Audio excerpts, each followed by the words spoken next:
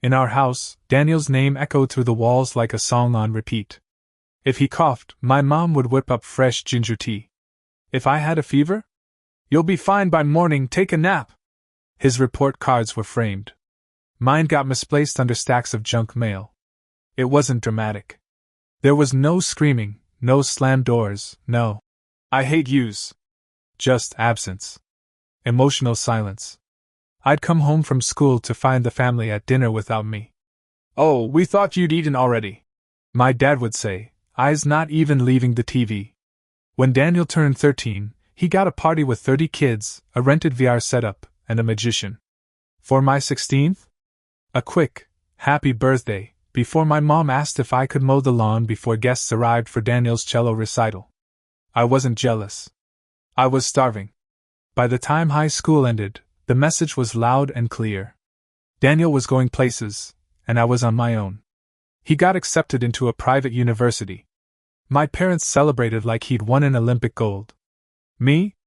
I quietly enrolled in community college and picked up my second job.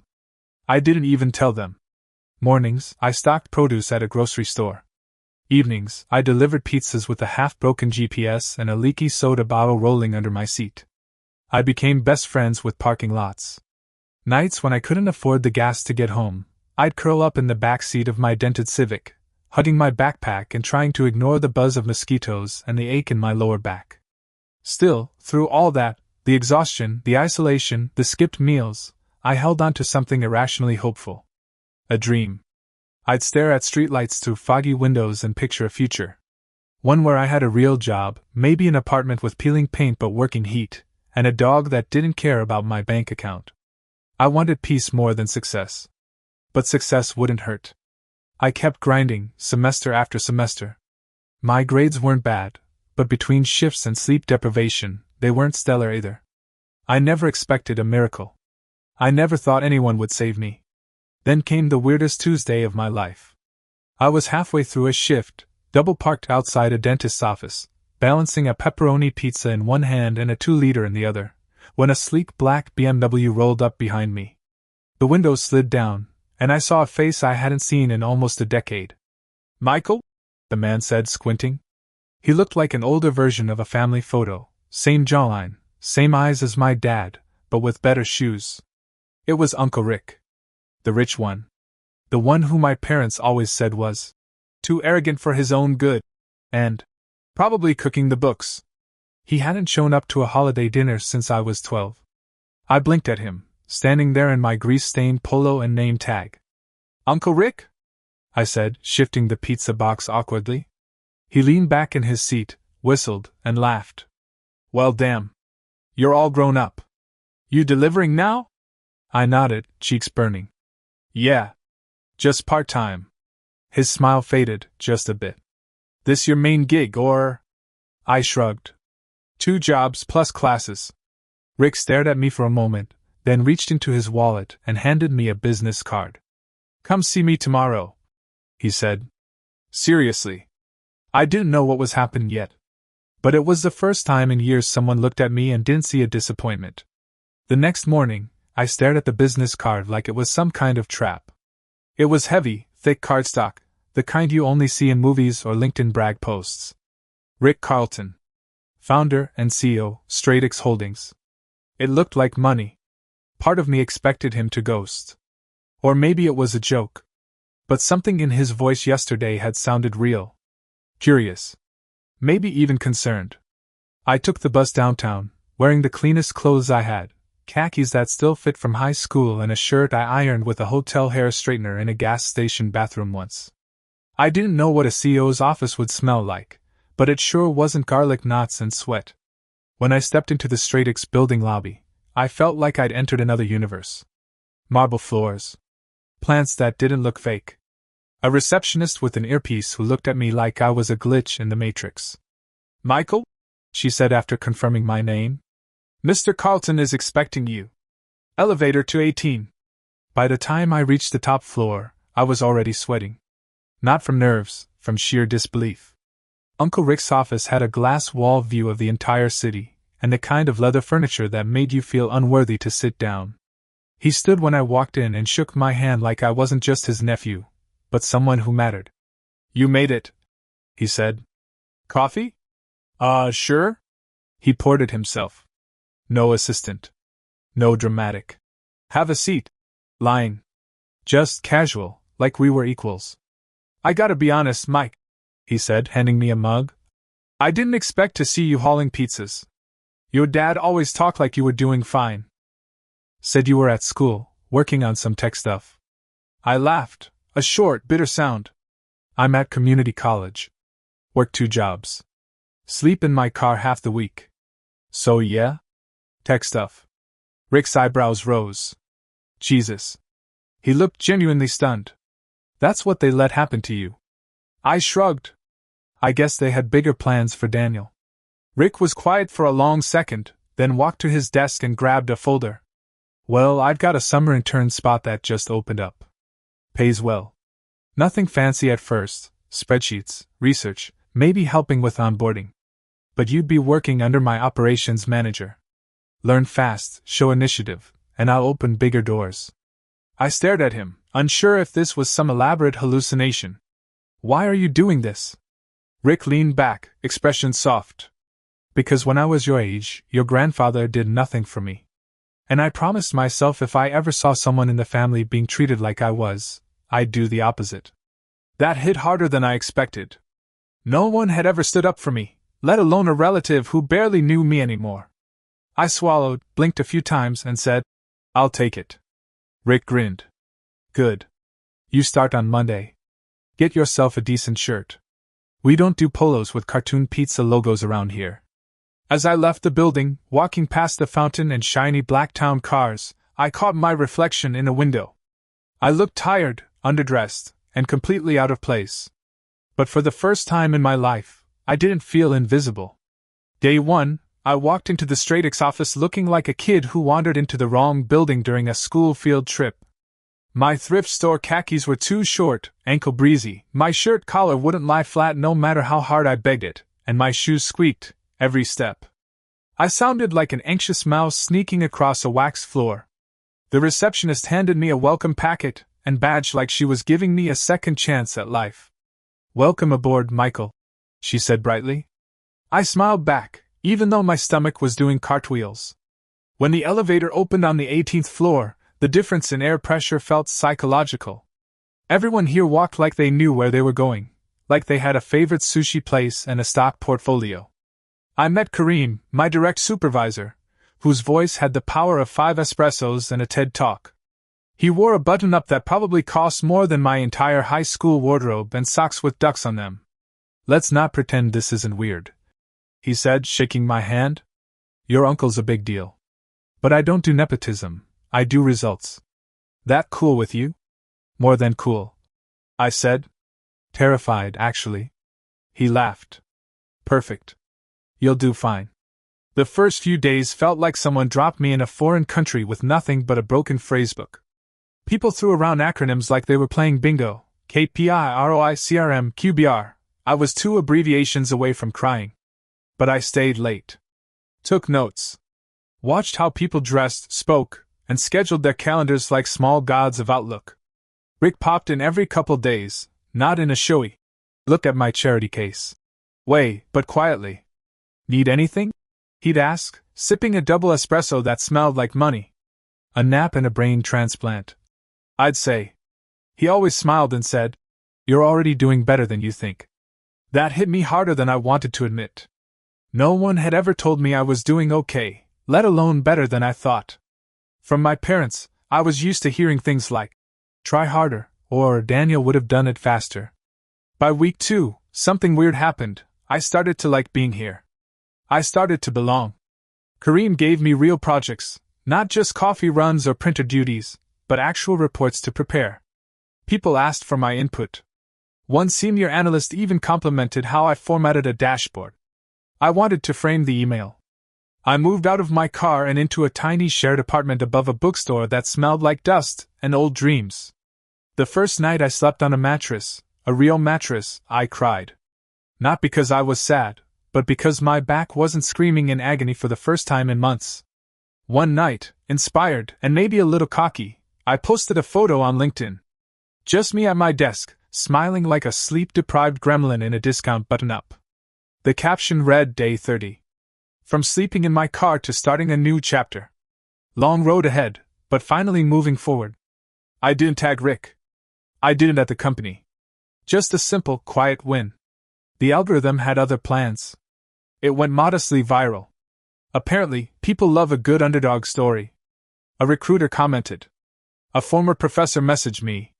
A stranger offered to buy me lunch just to hear the rest of the journey.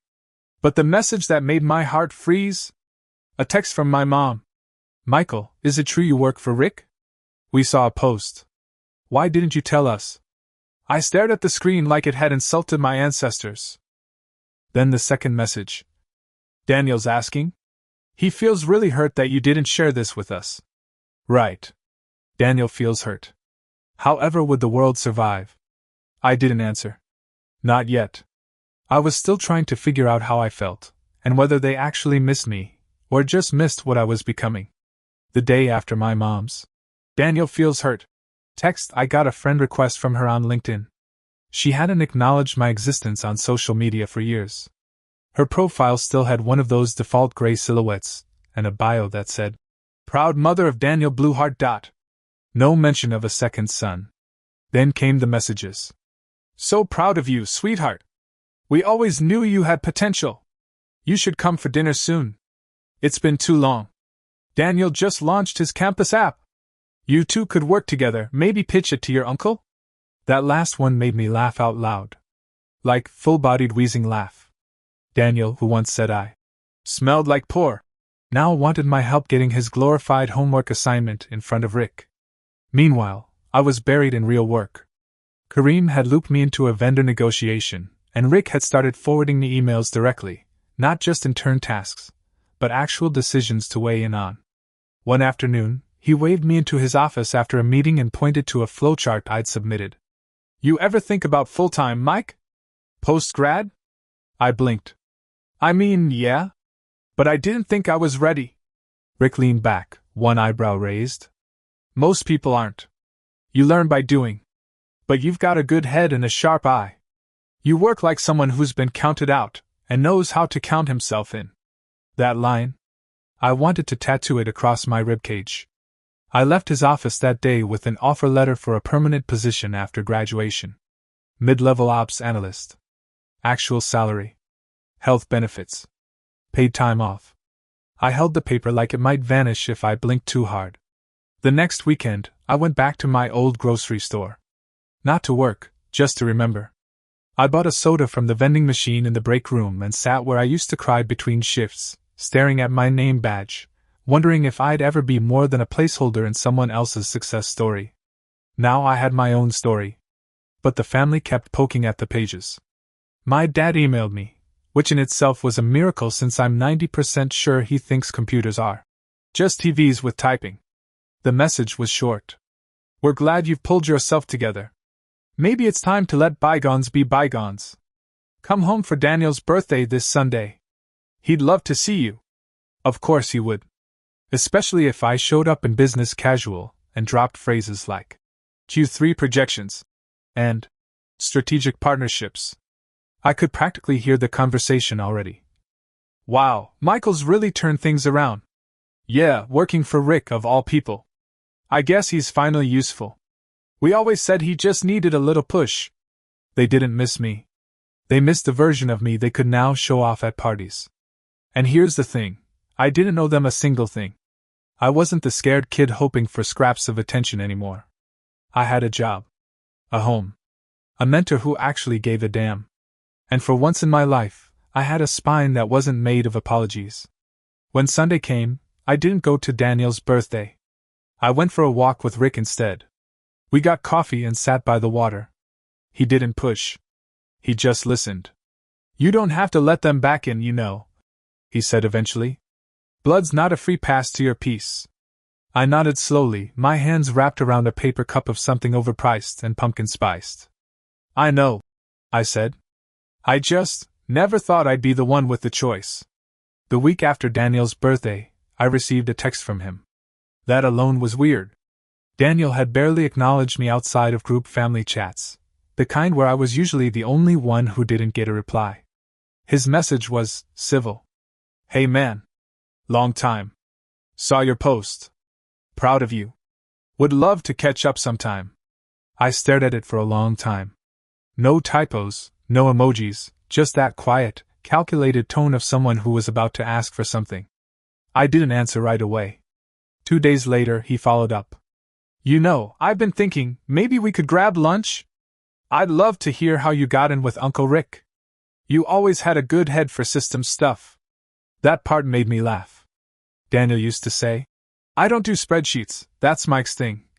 In the same tone someone might use to say, "I don't do meth." Now he was calling me a systems guy. I asked Rick about it over coffee. "He's reaching out," I said. "Should I respond?" Rick stirred his espresso and gave me the kind of look therapists probably charge $200 an hour for. "Do you want to?" he asked.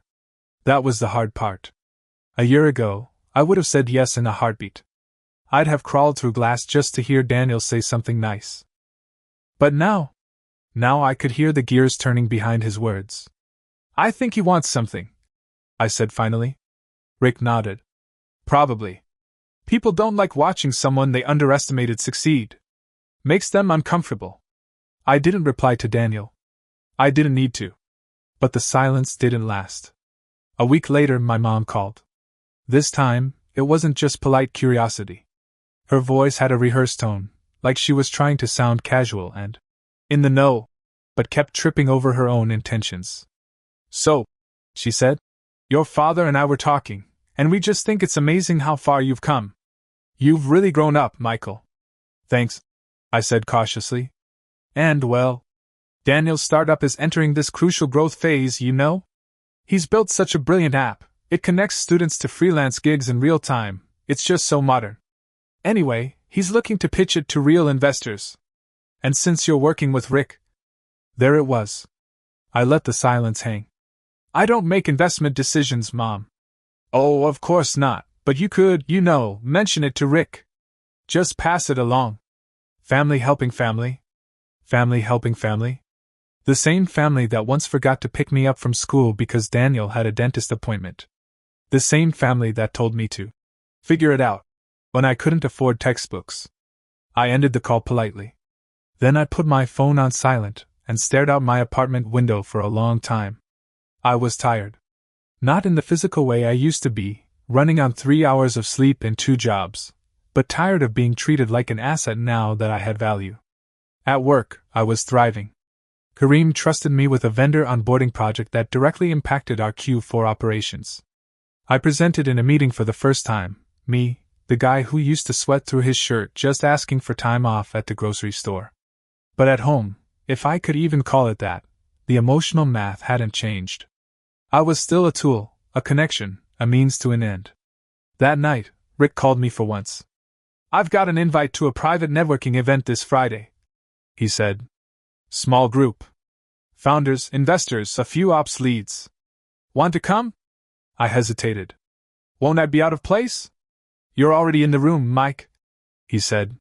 "Time to stop standing in the hallway." I stood in front of my closet, a laughably small one, trying to decide which shirt made me look like I didn't accidentally wander into a millionaire mixer off the street. The only thing hanging that didn't scream, "Intern at Best Buy," was a charcoal blazer Rick had gifted me a few weeks earlier. It still had the tags on.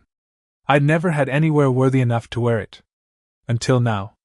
The networking event was held at a rooftop venue downtown, the kind of place with champagne that tastes like wealth and tiny hors d'oeuvres you need a translator to pronounce.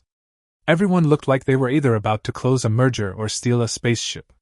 Rick met me at the elevator. "Looking sharp," he said. "Nervous?" I nodded. "On a scale of 1 to identity theft?" "Very." He clapped me on the back. "You belong here more than half of them. Just don't say synergy unless it's an emergency." The first 10 minutes were terrifying. I hovered near the cheese platter like it was home base in a game of corporate tag. But then someone asked me about my work, and I answered, cautiously at first, then with confidence I didn't know I had. By the end of the night, I'd swapped business cards with the supply chain director, had a full conversation about logistics AI, and only knocked over one tiny wine glass. Rick watched me the whole time, not like a bodyguard, but like someone who knew exactly how far I'd come. As the crowd thinned, he leaned over and said, "You didn't fake a thing tonight. That's how you know it's real." I smiled. And for once, I believed him. The next morning, reality punched back in the face, in the form of Daniel, standing outside my apartment.